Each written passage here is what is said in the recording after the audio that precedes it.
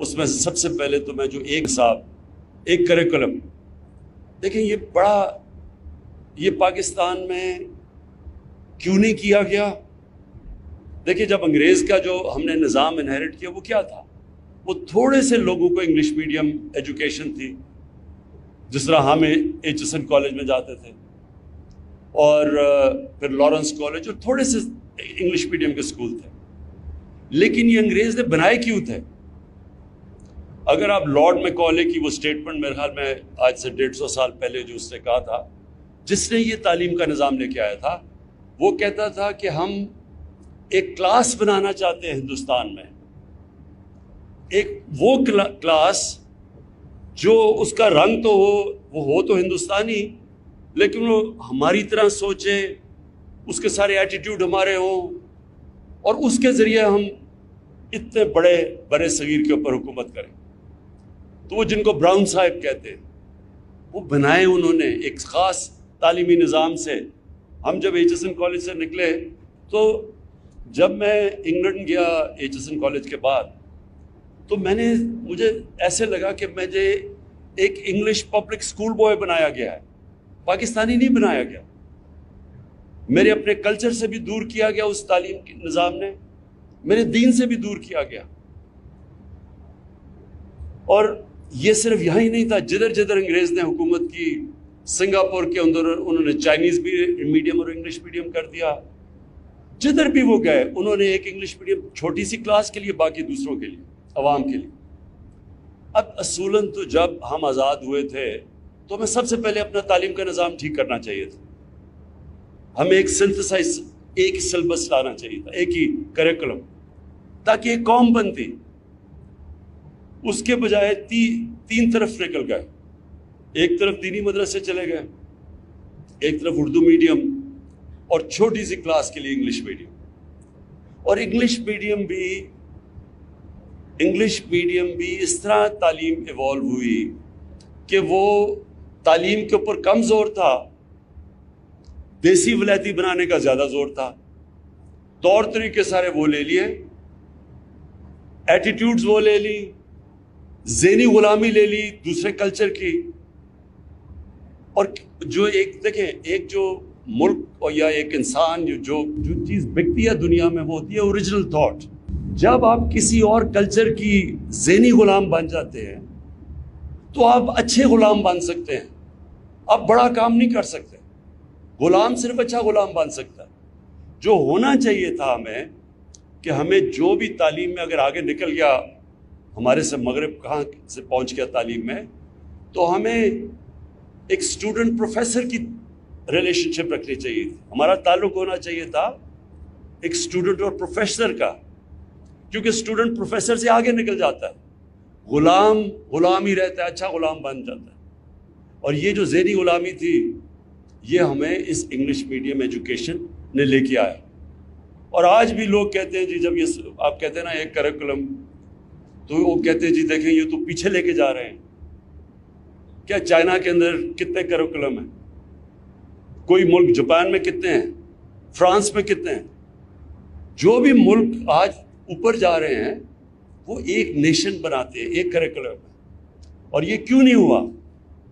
یہ اس لیے نہیں ہوا کہ اگر عمران خان کے بیٹے انگلش میڈیم پڑھ رہے ہیں، مجھے کیا ضرورت ہے پڑھنے کی یہ تعلیم کا نظام چینج کرنے کے لیے؟ کیونکہ میرے بچے تو پریویلیجڈ ہوں گے، اچھی نوکریاں ان کو ملیں گی، ان کا سٹیٹس بن جائے گا سوسائٹی میں، اچھی جگہ شادیاں ہو جائیں گی. تو اس لیے بجائے انگریز کا جو سسٹم چینج کرتے، ہم نے اس کو اور بڑا کر دیا.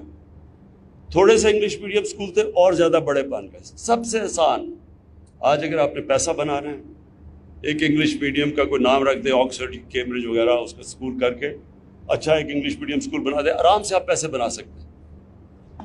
اور ہماری گورنمنٹ کی کوتاہی یہ تھی کہ ہم نے اپنا گورنمنٹ ایجوکیشن سسٹم کو نہیں ہم نے ڈیولپ کیا. اور اس سے اگر آج ہم دنیا کا ایک وقت پہ تیزی سے آگے جا رہے تھے، آپ کو پتہ ہونا چاہیے کہ 50 سال پہلے پاکستان وہ ملک بڑی تیزی سے اوپر جا رہا تھا. ساؤتھ کوریا پاکستان آیا تھا، انہوں نے ہماری ماڈل سٹڈی کیا تھا، ملیشیا آیا تھا.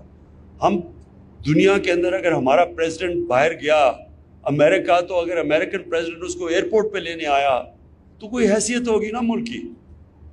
تو وہ آہستہ آہستہ ہمارا ملک نیچے آنا شروع ہوا، اور اس میں بہت بڑی وجہ ہمارا تعلیم کا نظام تھا.